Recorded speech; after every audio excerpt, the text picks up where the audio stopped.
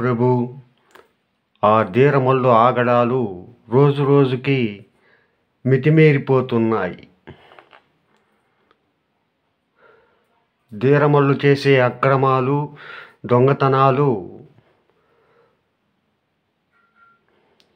మీరు ఎలాగైనా త్వరలో ఆ ధీరమల్లుని పట్టుకోవాలి.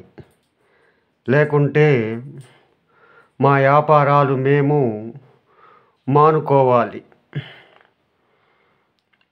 మీరే త్వరగా ఎలాగైనా ఆ ధీరమల్లును పట్టుకోవాలి.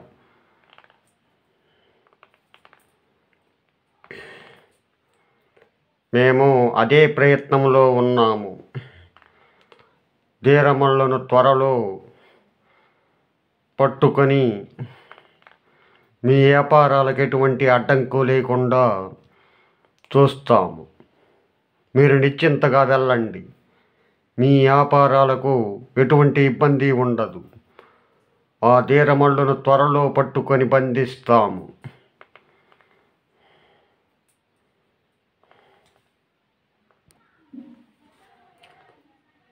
నా శిరస్సు తెచ్చిన వారికి యభానగర ప్రభుత్వం 1,00,000 వరహాలు బహుమానం ప్రకటించింది. ఈ వార్త వింటుంటే నవ్వొస్తుంది. ఒకప్పుడు అనా విలువ చేయదు నా శిరస్సు, ఇప్పుడు 1,00,000 వరహాలు పలుకుతుంది అంటే అది ఒక గొప్పతనమే కదా. చూద్దాం కొంతకాలం తరువాత ఏం జరుగుతుందో, ఇంకా తేజసింగ్ ఎన్ని ఎత్తులు వేస్తాడు.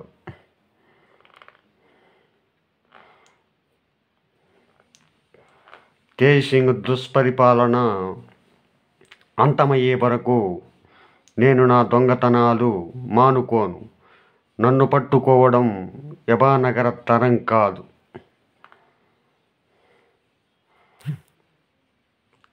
ఇక్కడ ఎవరబ్బా ఏదో చీటీ కట్టారే, ఏముంది అందులో? ఓరే ధీరమల్లు,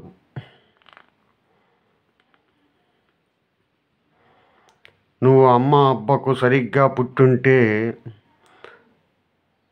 రేపు ఇదే టయాన ఇక్కడే కలుసుకుందాం. అప్పు అడగడానికి వచ్చిన శ్రీమంతుణ్ణి చెప్పుతో కొట్టడం ప్రతాపం కాదు.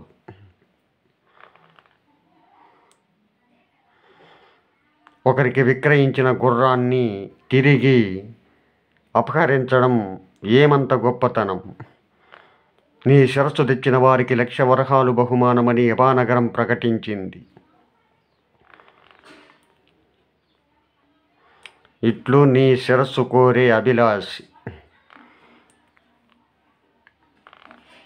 యభానగర ప్రభుత్వం 1,00,000 వరహాలు బహుమానమని ప్రకటన చేయడం, ఇక్కడ ఎవరో చీటీ రాసి పెట్టడం అంటే నేను తరచూ ఇక్కడికి వస్తానని అతనికి బాగా తెలిసి ఉంటుంది.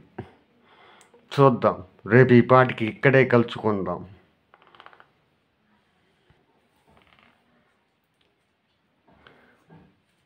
నువ్వేనా ధీరమల్లు? అబ్బో, ఏమో అనుకున్నా, పోటుగాడే. ఈరోజు ఎలాగైనా వీని శిరస్సు తీసుకొని యభానగరం పోవాలి.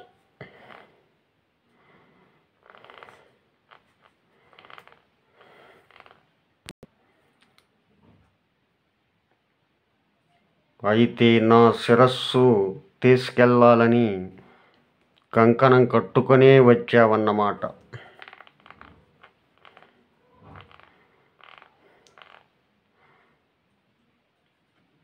చాలా పట్టుదలతోగా వచ్చినట్టుంది బుల్లమ్మాయి గారు. మంచి మంచి పోటుగాళ్ళ నుంచే నన్ను పట్టుకోవడం కాలే, నువ్వు పట్టుకోవడానికి వచ్చావా? యభానగరంలో జరుగుతున్న అన్యాయాలు ఎక్కడ జరుగుతున్నాయో తెలుసుకోకుండా అడవిలో ఈ ధీరమల్లు మీద పడ్డారండి బాబు.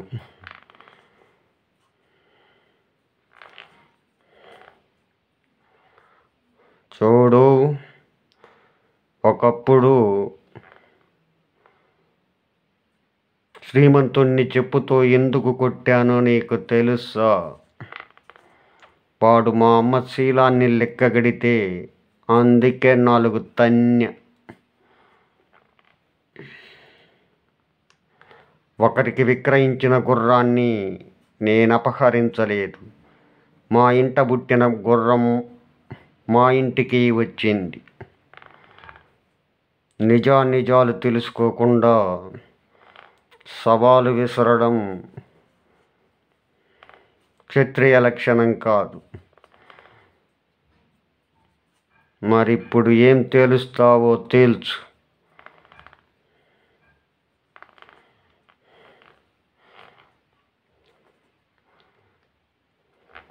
నాతో ద్వంద్వ యుద్ధం చెయ్యి. అయితే కాసుకో.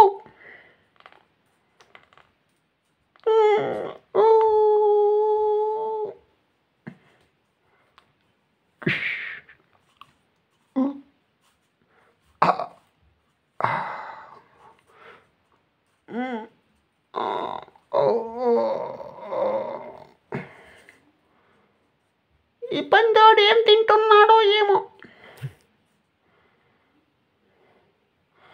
ఊరపుంది లెక్కనున్నాడు. Iron body.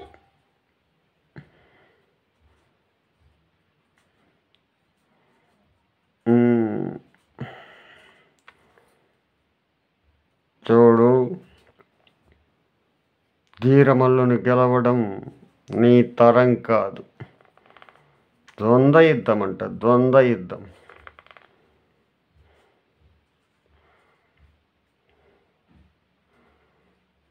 ఇప్పుడు నిన్నిక్కడ బంధించి ఏం చేసినా అడిగేవాడు లేడు. చూడు ఇప్పుడు నీ గతి ఏం పడుతుందో. అయ్యో, వదులు వదులు. వదలమన్నానా?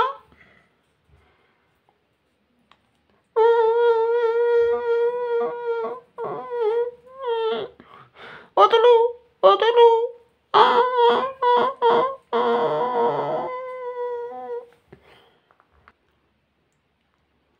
ఆడపిల్లవై బ్రతికిపోయావు. తేజసింగ్ కూతురట నా శిరస్సు తేడానికి వచ్చిందంట.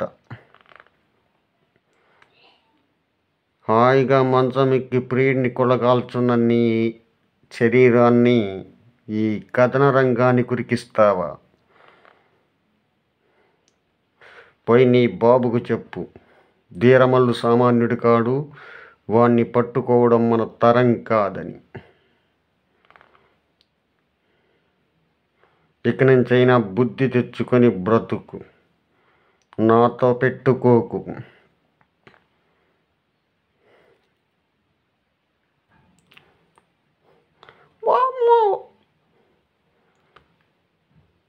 ధీరమల్లు సామాన్యుడు కాదు. ఈయన్ని గెలవడం కష్టం. అందుకే సంవత్సరం గడువు నాన్నగారికి పెడతా. ఈ లోపల ధీరమల్లు నన్నా పట్టుకోవాలి. లేకుంటే నేను ధీరమల్లును పెళ్లి చేసుకోవాలి. ధీరమల్లు నిన్ను వదలు. నిన్నెలాగైనా వివాహం చేసుకోవాలి. నాన్నగారిని ఒప్పించైనా సరే ధీరమల్లు నాకు కావాలి.